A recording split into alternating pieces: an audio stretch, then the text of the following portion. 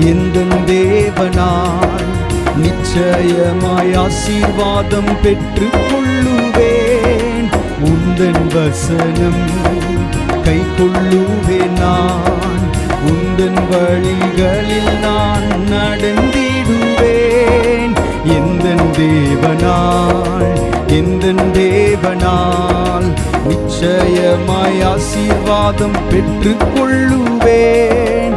உந்தன் வசனம் கை கொள்ளுவேன். நான் உந்தன் வழிகளில் நான் நடந்திடுவேன். தேசத்தில் நான் ஆசீர்வாதமாயிருப்பேன். வேலையிலும் ஆசீர்வாதமாயிருப்பேன். தேசத்தில் நான் ஆசீர்வாதமாயிருப்பேன்.